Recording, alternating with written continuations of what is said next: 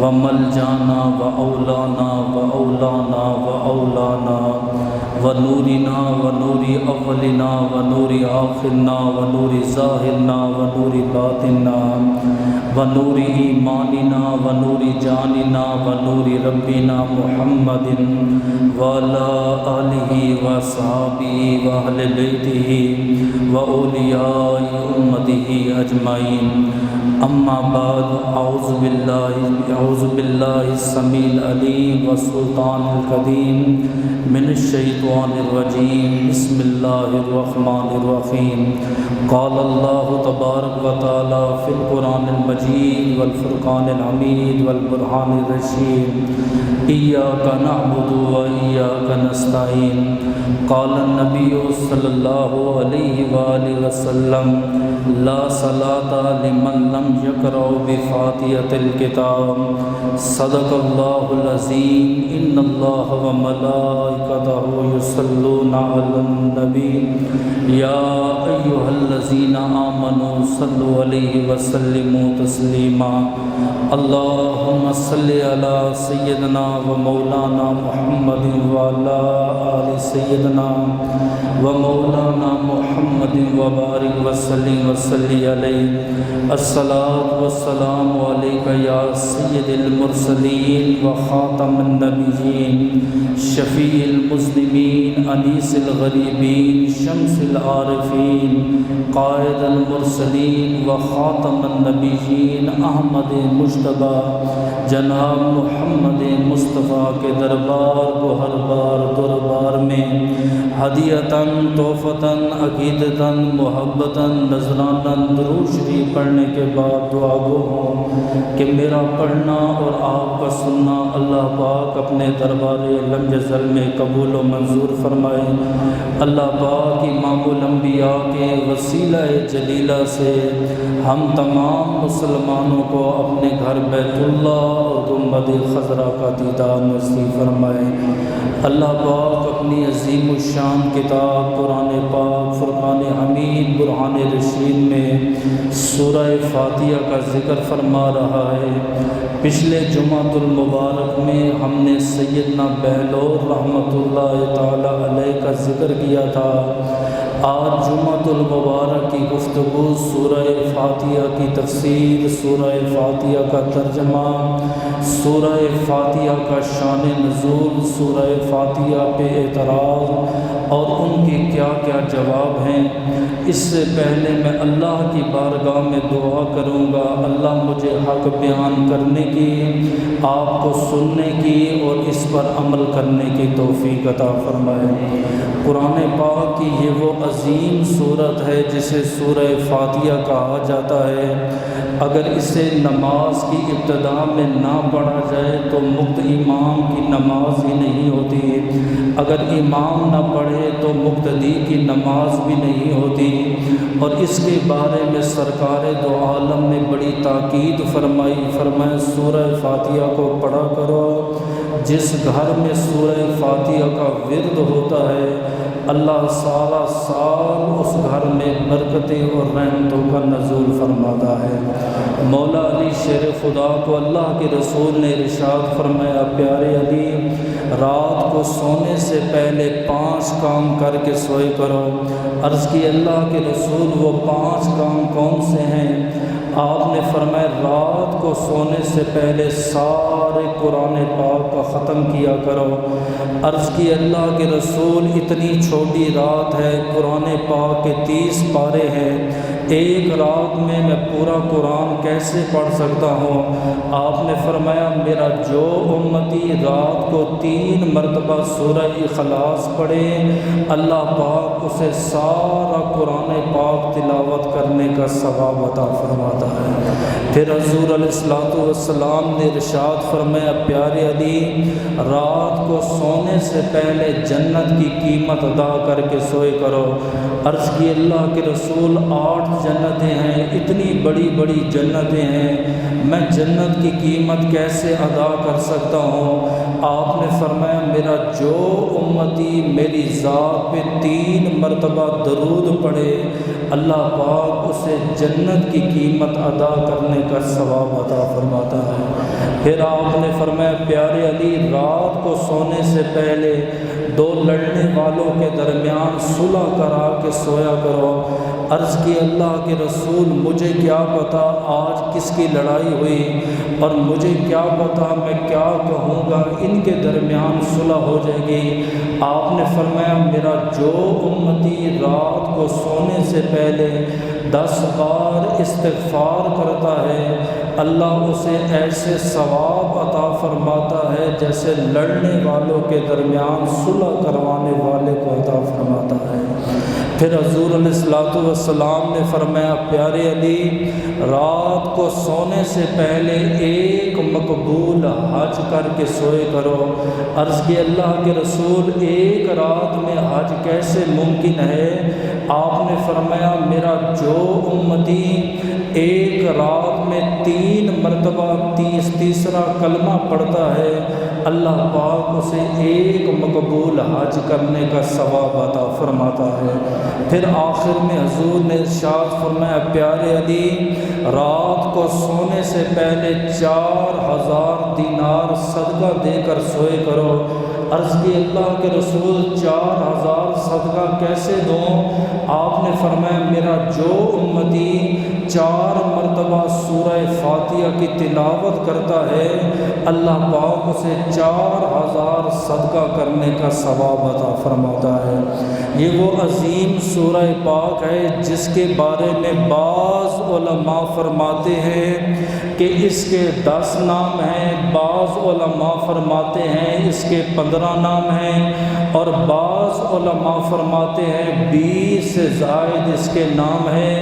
اس صورت کو یہ بھی اعزاز حاصل ہے کہ اگر مریض کے اوپر اس صورت کو پڑھا جائے اللہ پاک سورہ فاتحہ کے صدقے اس مریض کو شفا عطا فرماتا ہے۔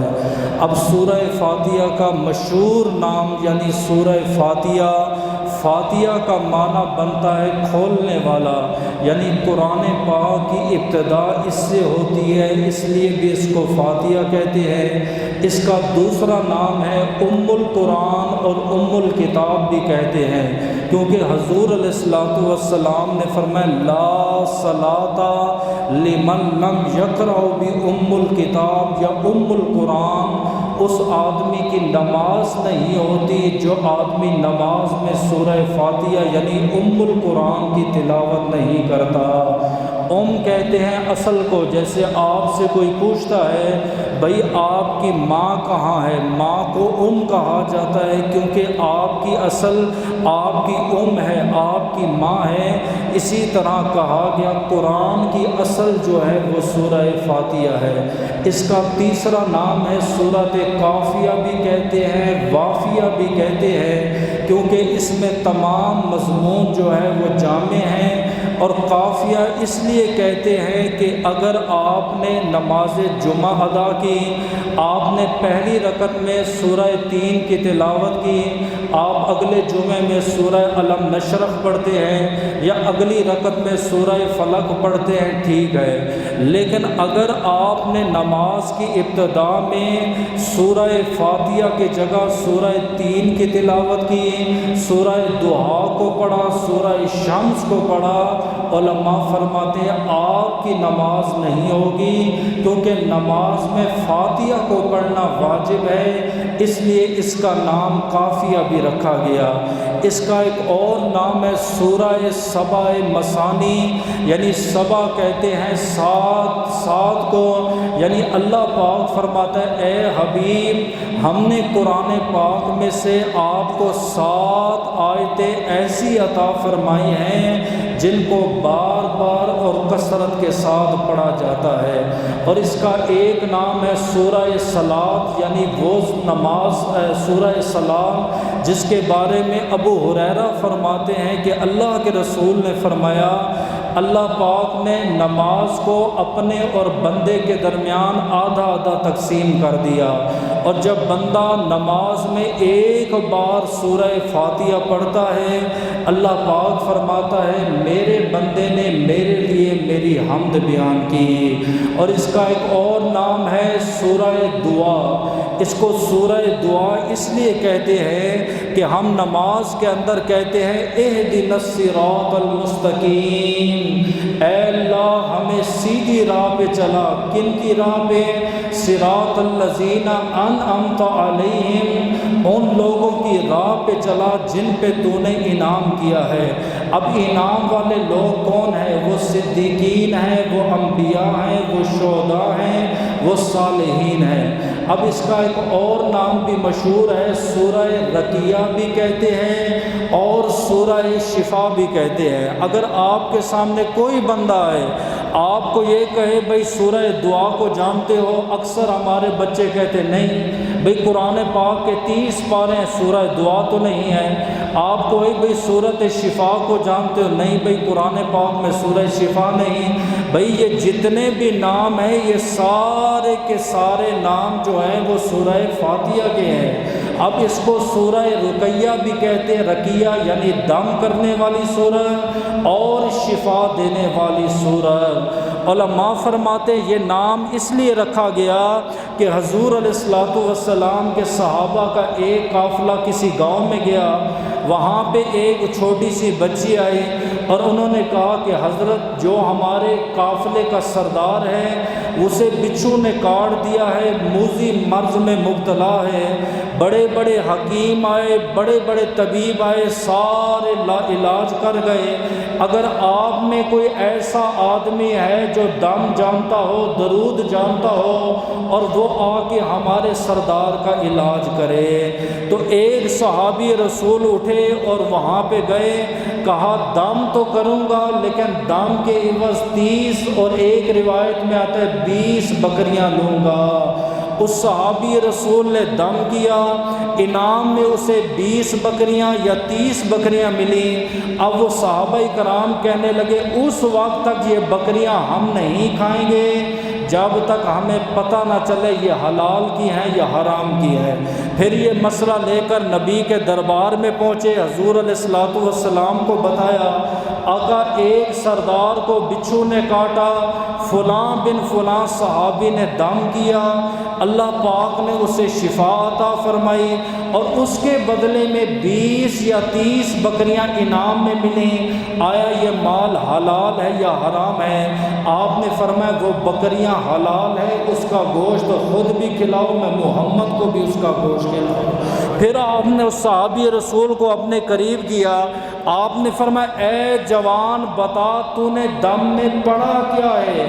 عرض کرنے لگا اللہ کے رسول میں نے سورہ فاتحہ پڑھ کے اس کے اوپر پھونک ماری، اللہ پاک نے اس سورہ فاتحہ کے صدقے اس مریض کو شفا عطا فرمائی۔ مرض میں مبتلا ہو، ایسی مرض میں ہو کہ دنیا بھر کے ڈاکٹر اسے لا علاج کر دیں، وہ 41 بار اول آخر ایک بار درود پڑھے اور 41 مرتبہ سورہ فاتحہ پڑھے، پانی کے اوپر پھونک مارے اور اس مریض کو پلائے، اللہ اس فاتحہ کے صدقے اس مریض کو شفا عطا فرمائے گا۔ اب ہم نماز کی ابتدا کیسے کرتے ہیں؟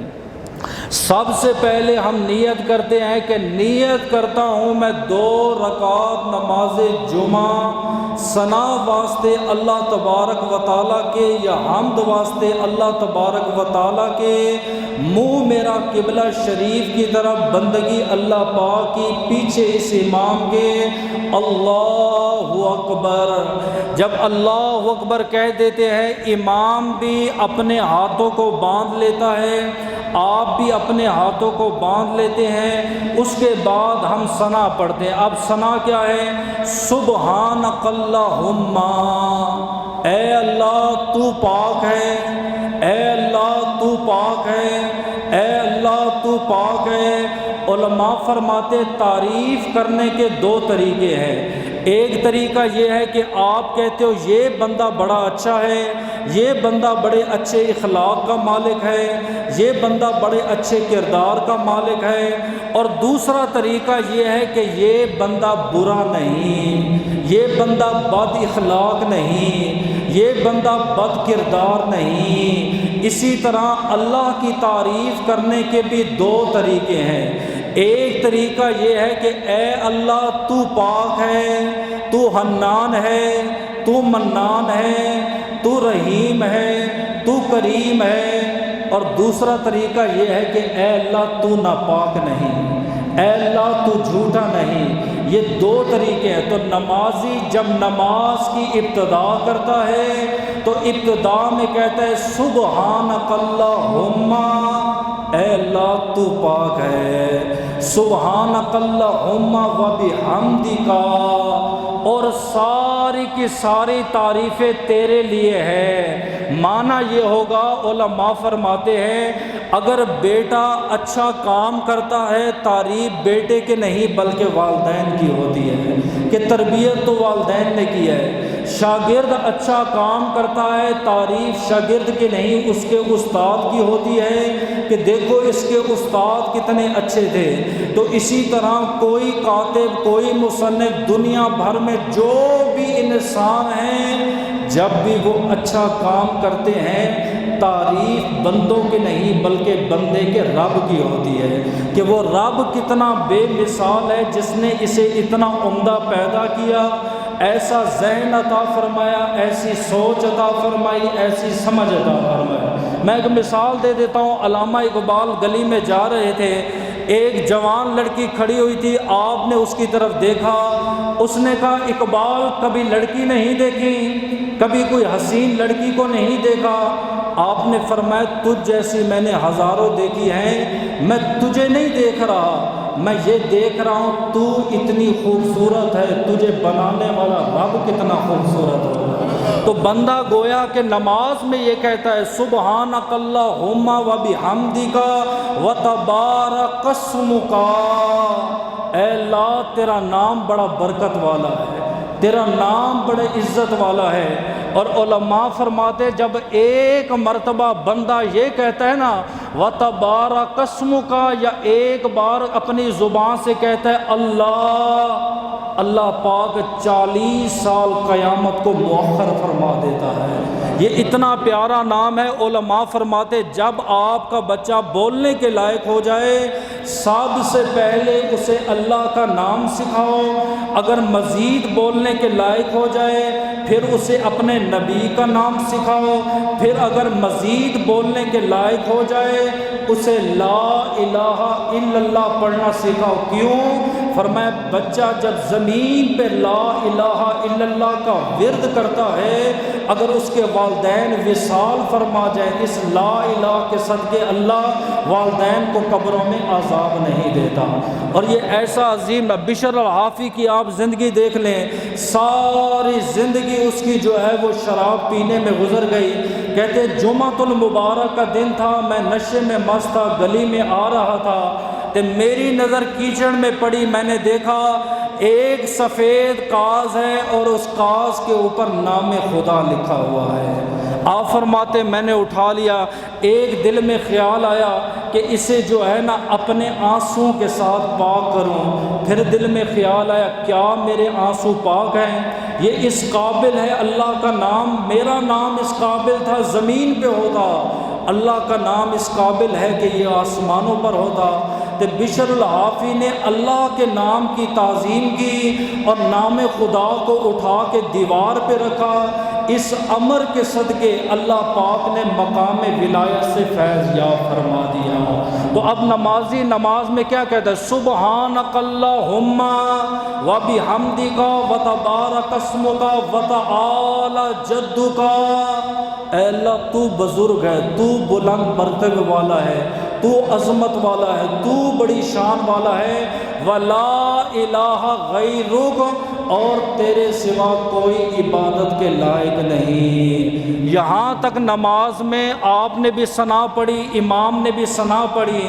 اب حکم یہ ہے کہ مقتدی اگر امام کے پیچھے ہوگا، چاہے وہ ظہر کی نماز ہو، عصر کی نماز ہو، سری ہو، جاری ہو، مقتدی بھی ثنا پڑھے گا، امام بھی پڑھے گا، لیکن جب امام کے پیچھے ہوگا مقتدی خاموش رہے گا، امام سورہ فاتحہ کی تلاوت کرے گا۔ اب فاتحہ پہ آپ نے غور کرنا ہے۔ سب سے پہلے کیا پڑھتے ہیں؟ الحمدللہ رب العالمین۔ الحمد کا معنی ہوتا ہے تمام تعریفیں، کس کے لیے؟ فرمایا للہ، اللہ رب العالمین کے لیے۔ اللہ کون ہے؟ فرمایا رب العالمین، جو جہانوں کو پالنے والا ہے۔ آگے فرمایا الرحمن الرحیم، وہ صرف جہانوں کو پالنے والا نہیں، وہ رحمان بھی ہے، وہ رحیم بھی ہے۔ اب سائل یہاں پہ سوال کرتا ہے، بھئی اللہ کا ایک نام لے لیتے فاتحہ میں، وہ رحمان ہے، یا یوں کہہ دیتے الحمدللہ رب العالمین، وہ رب جو رحیم ہے، وہ رب جو رحمان ہے۔ اللہ کے دو نام کیوں لیے؟ فرمایا دنیا کو بتانے کے لیے وہ رحمان بھی ہے تے 70 ماؤں سے زیادہ رحیم بھی ہے۔ سرکار دو عالم ایک مجلس میں گئے، ایک عورت نے دعوت کی، تے آپ نے دیکھا جیسے اس نے آگ کو روشن کیا، ایک بچہ ادھر سے آتا ہے، ماں اسے پیچھے کرتی، بیٹا دور ہو جا کہیں یہ آگ تجھے پکڑ نہ لے۔ دوسرا قریب آتا ہے، پھر اسے دور کرتی ہے، تیسرے کو دور کرتی ہے۔ آپ نے فرمایا بتاؤ اس سے زیادہ کوئی کسی سے محبت کر سکتا ہے؟ صحابہ کرام نے عرض کی آقا نہیں، جتنا ماں اپنی اولاد سے محبت کرتی ہے اتنا کوئی کسی سے محبت نہیں کرتا۔ آپ نے فرمایا میں نبی کو اپنے رب کی قسم ہے، اللہ ایسی 70,000 ماؤں سے بھی بڑھ کے اپنے بندوں سے پیار کرتا ہے۔ تو اس لیے ہم کہتے ہیں الحمدللہ رب العالمین الرحمن الرحیم مالک یوم الدین، جو قیامت کے دن کا مالک ہے۔ اگلے جملے جو قابل غور ہیں، ایاک نعبد و ایاک نستعین، ہم تیری ہی عبادت کرتے ہیں اور تجھ ہی سے مدد چاہتے ہیں۔ آگے کیا کہتے ہیں؟ اہدنا الصراط المستقیم۔ اب یہاں سے دعا شروع ہو رہی ہے، پہلے اللہ کی حمد بیان ہوئی، الحمدللہ رب العالمین الرحمن الرحیم مالک یوم الدین ایاک نعبد و ایاک نستعین، یہاں تک اس کی حمد تھی۔ اب اپنے لیے دعا شروع ہو رہی ہے، اہدنا الصراط المستقیم، اے اللہ مجھے سیدھی راہ پہ چلا۔ یہ اہل سنت و جماعت کا ترجمہ ہے۔ آپ باقی جتنے بھی تراجم اٹھا کے دیکھیں، لوگ کہتے ہیں یار مولوی فرقہ واریت کرتے ہیں تو قرآن کا ترجمہ۔ میں کہتا ہوں قرآن کا ترجمہ آپ اٹھا کر دیکھیں، باقیوں نے ترجمہ لکھا ہے اے اللہ سیدھی راہ دکھا۔ اہل سنت و جماعت نے ترجمہ کیا مولا سیدھی راہ پہ چلا۔ دکھانے میں چلانے میں زمین آسمان کا فرق ہے۔ اگر آپ کسی سے پوچھتے ہیں مجھے راجہ بازار کا رستہ بتاؤ، آگے وہ کہہ دے آپ کو رستہ دکھا دوں یا رستے پہ چلا دوں، آپ بتاؤ دکھانا آسان ہے یا چلانا آسان ہے؟ چلانا۔ تو اعلیٰ حضرت فرماتے ہیں ہم مالک کمزور ہیں، ہم اس قابل نہیں کہ چل سکیں، میرے مالک رستہ بھی تو دکھا تے سیدھے رستے پہ بھی تو چلا۔ آگے کن لوگوں کے؟ فرمایا صراط الذین انعمت علیہم، ان لوگوں کے راستے پہ چلا جن پہ تو نے انعام کیا۔ انعام والے لوگ کون ہیں؟ فرمایا انعم اللہ علیہم من النبیین والصدیقین والشہداء والصالحین، انبیاء کے راستے پہ چلا، صدیقین کے راستے پہ چلا، شہداء کے راستے پہ چلا، اور اللہ کے نیک ولیوں کے راستے پہ چلا۔ نماز پڑھ کے کہتے ہو ولیوں کے پاس جانا جائز نہیں ہے، پھر نماز میں کیوں کہتے ہو صراط الذین انعمت علیہم؟ یا تو اس آیت کو پڑھنا چھوڑ دو، اگر اس آیت کو پڑھنا چھوڑ دو گے نماز ہی نہیں ہوگی، اگر اس آیت کو پڑھتے ہو تو مان لو اہل سنت و جماعت حق جماعت ہے، انبیاء کے راستے پہ بھی چلتے ہیں، صدیقین کے راستے پہ بھی چلتے ہیں، شہداء کے راستے پہ بھی چلتے ہیں، اولیاء کے راستے پہ بھی چلتے ہیں۔ پھر فرمایا غیر المغضوب علیہم، فرمایا ان لوگوں کے راستے پہ نہ چلانا جو گمراہ ہیں، بھٹکے ہوئے ہیں۔ یہ تھی سورہ فاتحہ۔ اب اس فاتحہ کو تقریباً ہمارے پاکستان میں بلکہ ہندوستان میں دیکھا جائے 80 کے 90% لوگ جنہیں قرآن بھی نہیں آتا، حضرت کی حدیث کا بھی نہیں پتہ، وضو کے سنتیں وضو کے فرائض کا بھی نہیں پتہ، انہیں یہ فاتحہ یاد ہے۔ ایسی ہے نا، بچے کو سورہ فاتحہ یاد ہے، سورہ فاتحہ کا ورد کرتے ہیں۔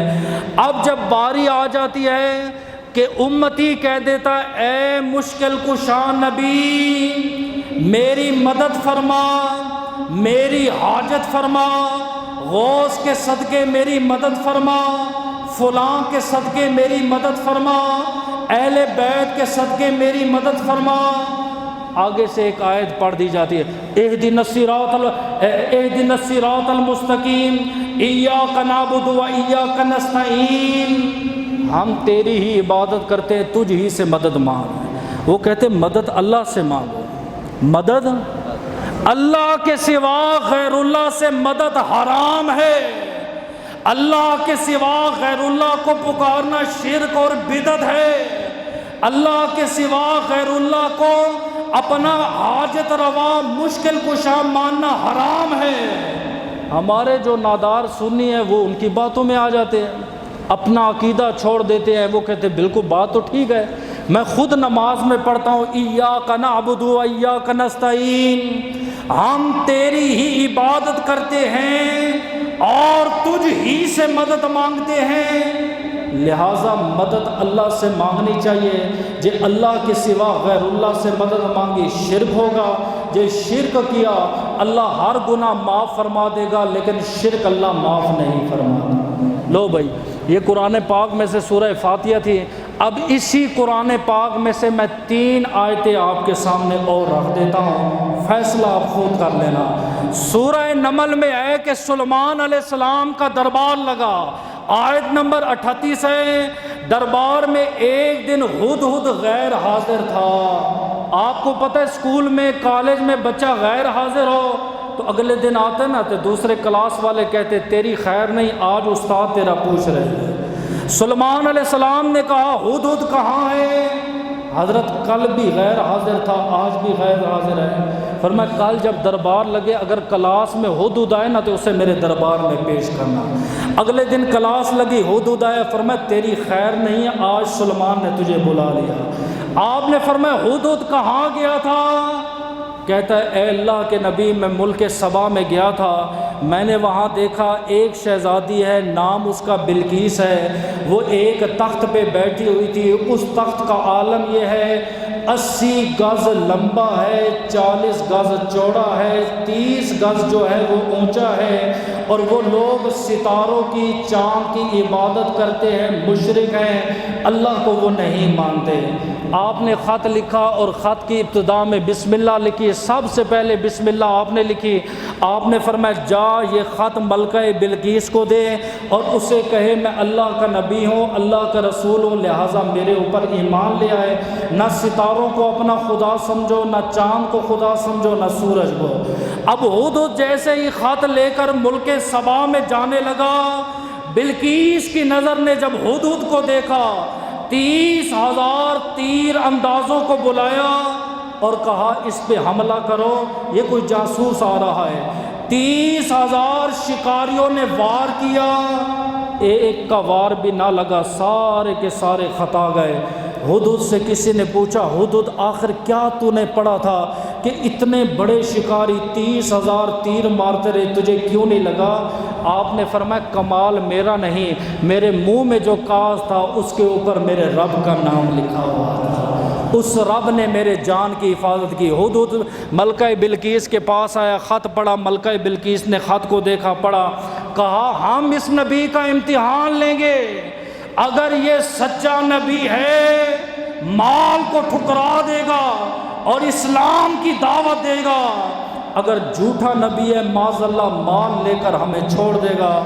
بلقیس نے کئی ہزار غلام دیے، کئی ہزار لونڈیاں دیں۔ سلیمان علیہ السلام نے فرمایا مجھے میرے رب نے مال بڑا دیا ہے، مجھے مال کی ضرورت نہیں، تم کلمہ پڑھ کے دین اسلام میں داخل ہو جاؤ۔ اب ملکہ بلقیس ملک سبا سے روانہ ہوئی۔ توجہ کرنا، سلیمان علیہ السلام دوسرے ملک میں ہیں، بلقیس ملک سبا سے روانہ ہوئی۔ ہدہد نے بتایا حضرت وہ آ رہی ہے، تو اس کا تخت فرمایا وہ ملک سبا میں پڑا ہے۔ اب قرآن ہے، سورہ نمل ہے، آیت نمبر 38 ہے۔ سلیمان فرماتے ہیں قال یا ایھا الملأ، او میرے پاس بیٹھنے والو، ایکم تم میں سے کوئی ایسا ہے جو بلقیس کا تخت اٹھا کے میرے پاس لائے۔ نہیں سمجھ آئی؟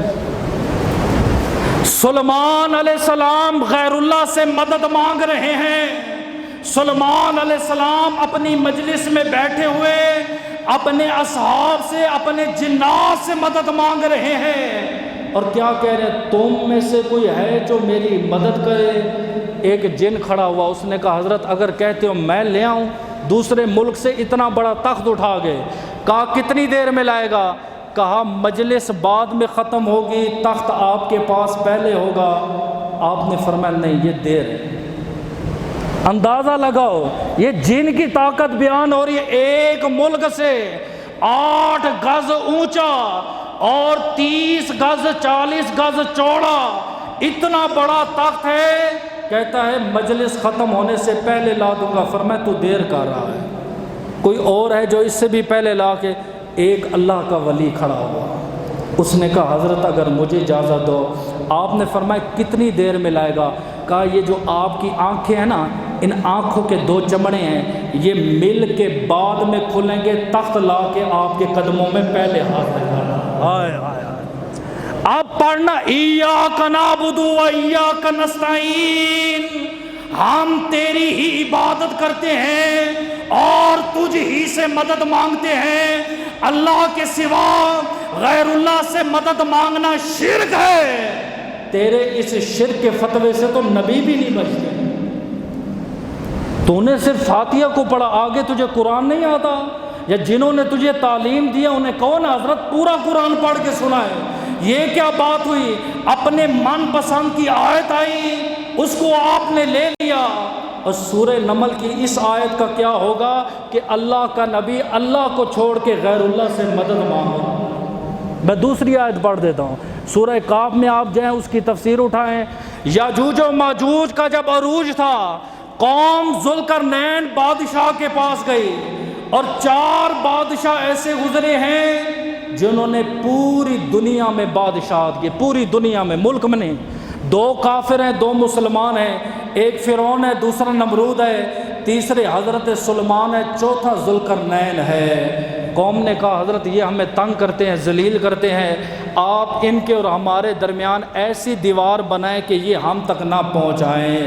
آپ وہاں پہ لفظ موجود ہیں، آپ نے فرمایا تم میں سے کون اپنی قوت کے ساتھ میری مدد کرے گا؟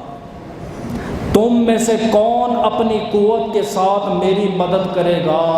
ایک بادشاہ نے قرآن کے مطابق اپنی قوم سے مدد طلب کی، لہٰذا غیر اللہ سے مدد کرنا مانگنا جائز ہے۔ اگر پھر بھی نہ سمجھے، تیسری روایت اللہ فرماتا ہے یا ایھا الذین آمنوا استعینوا، فرمایا مدد طلب کرو، کس سے؟ فرمایا نماز سے اور صبر سے۔ سمجھیں؟ مدد طلب کرو کس کے ساتھ؟ نماز سے اور صبر کے ساتھ۔ فرمایا نماز بھی مدد کرتی ہے، صبر بھی مدد کرتا ہے۔ کیسے؟ فرمایا تکلیف پہنچی، آپ نے صبر کیا، نماز پڑھی، اللہ گناہ معاف فرما کے آپ کو جنت عطا فرمائے۔ اب مدد کے بارے میں عقیدہ اہل سنت و جماعت سن لے، کوئی بھی بات ہو وہ ذہن آپ کا صاف ہو جائے۔ ہمارا یہ ایمان اور یہ عقیدہ ہے، حقیقی مشکل کشا، حقیقی حاجت روا اللہ وحدہ لا شریک ہے، لیکن اس خدا نے اپنی مخلوق میں سے، اپنے انبیاء کو اپنی مخلوق میں سے، اپنے نیک بندوں کو یہ طاقتیں دی ہے کہ وہ اللہ کی عطا سے بندوں کی مدد کرتے ہیں۔ مثال دیتے ہو، آپ جاتے ہو گرمی میں، ایک درخت آ گیا، آپ درخت کے نیچے بیٹھے، درخت نے آپ کو سایہ دیا، جلانے کی ضرورت پڑی اس نے آپ کو لکڑی دی، کھانے کی ضرورت پڑی اس نے آپ کو پھل دیا۔ کبھی آج تک ایسا بندہ آپ نے دیکھا ہے جس نے کہا اے درخت تیرا شکر ہے؟ کبھی دیکھا ہے کسی نے درخت کا شکر ادا کیا ہے؟ آپ نے آم کھایا، کبھی آم کے درخت کا شکر ادا کیا؟ کبھی نہیں کیا، بلکہ ہم کہتے ہیں الحمدللہ رب العالمین، شکر اس رب کا ہے۔ آپ گائے کا گوشت بھی کھاتے ہو، آپ دودھ بھی پیتے ہو، جب اللہ کی یہ نعمتیں کھا لیتے ہو، کبھی آپ نے گائے کا شکریہ ادا کیا؟ نہیں، بلکہ کیا کہتے ہو؟ الحمدللہ رب العالمین۔ کس کا شکر ہے؟ اللہ کا ہے، اللہ کا لیے شکر ہے۔ اسی طرح ہمارا یہ ایمان اور یہ عقیدہ ہے، وہ خدا بے جان درختوں سے بندوں کو فائدہ دے سکتا ہے، وہ خدا اپنے اولیاء کے صدقے بھی بندوں کو فائدہ عطا فرما سکتا ہے۔ سمجھیں؟ اگر پھر بھی نہیں سمجھ آتا، میں آپ کے سامنے ایک حدیث پڑھ دیتا ہوں، بخاری میں ہے، اور تقریباً 3 کے 4 مرتبہ میں نے اس کو پڑھایا ہے۔ حضرت ابو قتادہ فرماتے ہیں میں حج کے لیے روانہ ہوا لیکن احرام نہ پہنا، میرے ساتھ ایک قافلہ تھا، انہوں نے احرام باندھا ہوا تھا، راستے میں ہمارا گزر ایک جنگل میں ہوا، ہم نے دیکھا سامنے ایک واشی اور ایک شکاری جو ہے نا گدھا آ گیا، اس دور میں جنگلی گدھا جو ہے وہ جائز تھا۔ آپ فرماتے ہیں میں خاموش ہو گیا، ایک روایت میں آتا ہے مجھے نہ پتہ چلا، وہ جو احرام کی حالت میں تھے انہیں اس بات کا پتہ چلا کہ سامنے شکار ہے، اور احرام کی حالت میں نہ بندہ شکار کر سکتا ہے، نہ شکار کی طرف اشارہ کر سکتا ہے، نہ شکار کے پیچھے بھاگ سکتا ہے۔ اگر ان 3 کاموں میں سے ایک بھی کیا وہاں پہ قربانی دینی پڑے گی، اس کا نام دم ہے۔ تے مورن جو تھے احرام والے وہ ہنسنے لگے۔ ابو قتادہ کہتے ہیں میں نے جب ان کی طرف دیکھا، پھر میں نے دیکھا دیکھ کہاں رہے ہیں، سامنے دیکھا کہ ایک واشی گدھا ہے۔ آپ کہتے ہیں میں سوچنے لگا اکیلا میں شکار نہیں کر سکوں گا، میں نے وہاں پہ یہ کہا استنعتم، اگر تم چاہو تو تم میری مدد کرو۔ یہ بھی ایاک نعبد و ایاک نستعین پڑھتے تھے، کوئی یہ نہیں ہے کہ ان کے زمانے میں فاتحہ اور تھی ہمارے زمانے میں اور۔ انہوں نے کہا کہ تم میں سے کون میری مدد کرے گا؟ انہوں نے کہا حضرت ہم احرام کی حالت میں ہیں، ہم آپ کی مدد نہیں کر سکتے۔ اگر مدد جائز نہ ہوتی نبی کا صحابی صحابہ کرام سے مدد کیوں مانگا؟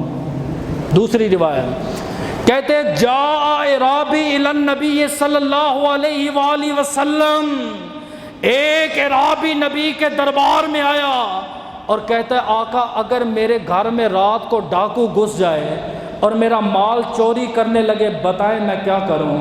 آپ نے فرمایا اللہ یاد دلوا اسے خدا کا خوف دلوا۔ عرض کی اللہ کے رسول اگر اسے خدا کا خوف نہ ہے پھر میں کیا کروں؟ آپ نے فرمایا جو تیرے پڑوسی ہیں نا انہیں مدد کے لیے بلا۔ یہ وہ نبی کہہ رہا ہے جس پہ ایاک نعبد و ایاک نستعین کا نزول ہوا ہے۔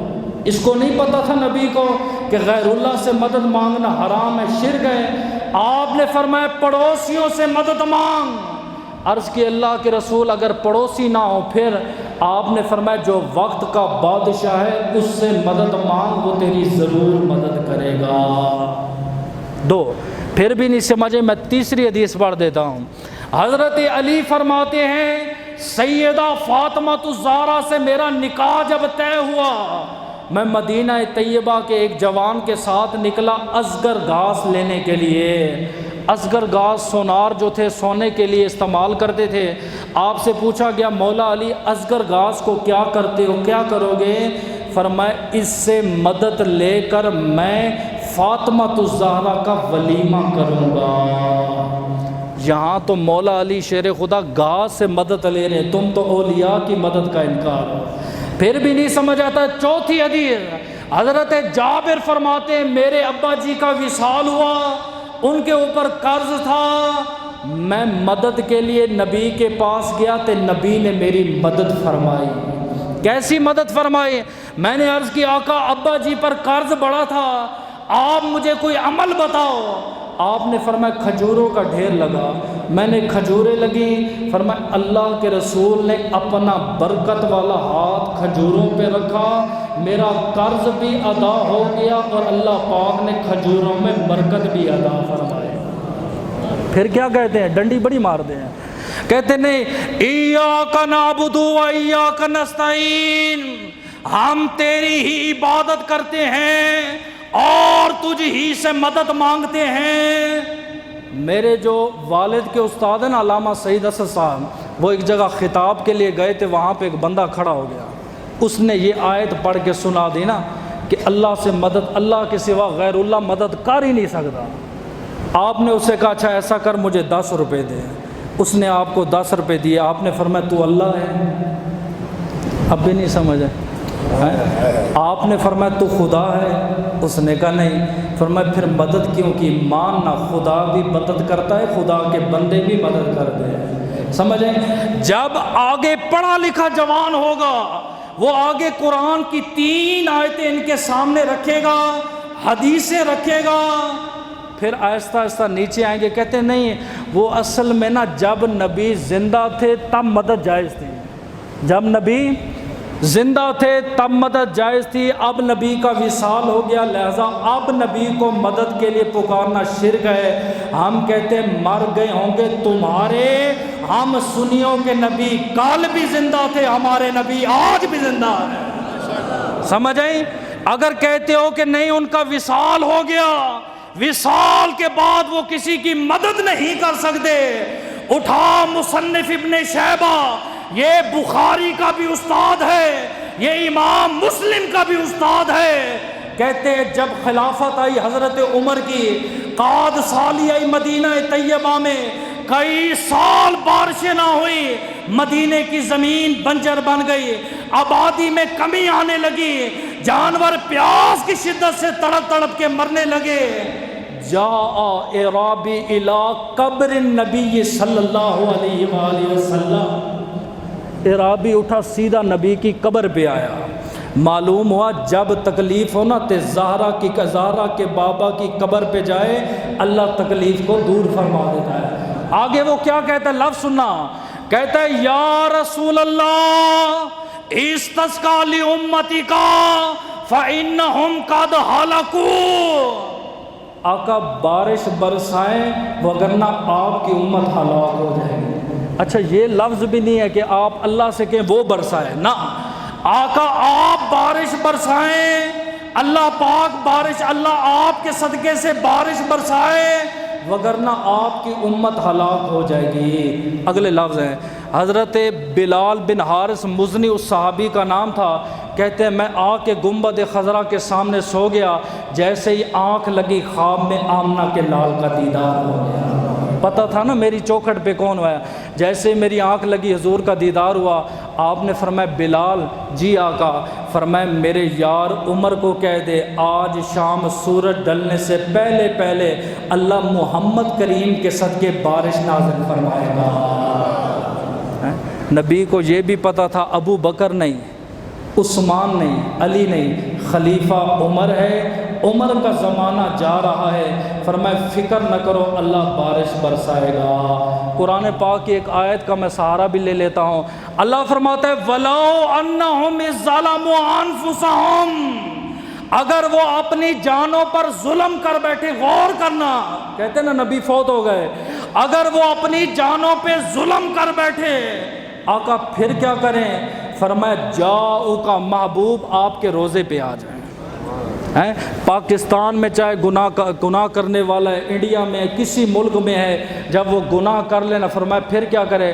فرمایا اے حبیب آپ کی چوکھٹ پہ آ جائے۔ آگے کیا ہوگا؟ فرمایا پھر وہ استغفار کریں گے۔ کہاں کریں گے؟ سامنے روزہ استغفار کریں گے۔ پھر فرمایا جب وہ استغفار کریں گے نا، ہوں گے تو گناہ گار، میں ایسے معاف نہیں کروں گا، آپ ان کی استغفار میرے دربار میں پیش کرنا۔ اللہ کرے سمجھ آ جائے۔ محبوب آپ کی چوکھٹ میں جب آئیں گے استغفار کریں گے، میں نہیں معاف کروں گا، ہاں آپ ان کے لیے پھر استغفار کرنا، اے اللہ آئے تو میرے دروازے پہ ہیں، اے اللہ پھر کیا ہوگا؟ فرمایا آپ ایک بار کو کہو گے میں رب آپ کے صدقے آپ کی ساری امت کی بخشش کا اعلان فرمایا۔ تے قیامت تک استغفار کون کرتا ہے، زندہ یا مردہ؟ زندہ ہیں، جو زندہ کرتے وہی بول رہے ہیں نا، زندہ کرتا ہے نا۔ تے قیامت تک امتی گناہ کرتے رہیں گے، تے قیامت تک روضہ رسول پر جاتے رہیں گے اور نبی استغفار کرتے رہیں گے۔ ثابت ہوا آمنہ کا لال کل بھی زندہ تھا، آمنہ کا لال آج بھی زندہ ہے۔ لیکن پھر بھی عقیدہ میں ایک بتا دوں، یہ ہم لازم ہرگز نہیں کہتے کہ آپ نبی سے مدد مانگو، صحابہ سے مانگو، اہل بیت سے مانگو، اولیاء سے مانگو، یہ مدد کرتے ہیں، لیکن افضل طریقہ یہ ہے جب مشکل پڑے نا اللہ سے مدد مانگو، جب مشکل پڑے اللہ سے مدد مانگو۔ کیوں؟ میں نے ایک تفسیر میں پڑھا ہے کہ حضرت موسیٰ اور حضرت قارون کے پاس جب چند پیسے آئے، پہلے 5 وقت کا نمازی تھا، فجر کو چھوڑا، ظہر کو چھوڑا، عصر کو چھوڑا، مغرب کو چھوڑا، پھر اور پیسے آئے، پھر اس نے نماز جمعہ کو چھوڑا، عیدین کو چھوڑا، نماز جنازہ کو چھوڑا، کرتے کرتے جب بے نمازی بن گیا، آخر میں حضرت موسیٰ علیہ السلام نے کہا بھئی زکوٰۃ ادا کر۔ اس نے کہا زکوٰۃ کیوں دوں، مال میرا ہے، خدا کے نام پہ خدا کو کیوں دوں؟ تو اللہ پاک نے اسے عذاب کے طور پہ زمین میں دفنانا شروع کر دیا۔ اب زمین میں جب گھٹنوں تک گیا، اور وہاں پہ مفسرین فرماتے ہیں استغاثہ بکا 70 مرہ، 70 مرتبہ حضرت موسیٰ علیہ السلام سے مدد مانگی، 70 مرتبہ۔ فرمایا لم یغثہ، انہوں نے ایک بار بھی مدد نہ کی۔ 70 بار پکارتا رہا اے موسیٰ میری مدد فرماؤ، فرمایا لم یغثہ، انہوں نے ایک بار بھی مدد نہ کی۔ اب اللہ کیا فرماتا ہے؟ فرمایا وَعِزَّتِي وَجَلَالِي، مجھے اپنے عزت اور جلال کی قسم ہے ایک بار بھی مجھ سے مانگتا میں رب زندگی کے گناہ معاف فرما۔ اس لیے افضل طریقہ کیا ہے؟ جب بھی مانگو اللہ سے مانگو، اور یہ نہ کہو کہ اللہ کے سوا غیر اللہ نہیں دے سکتا۔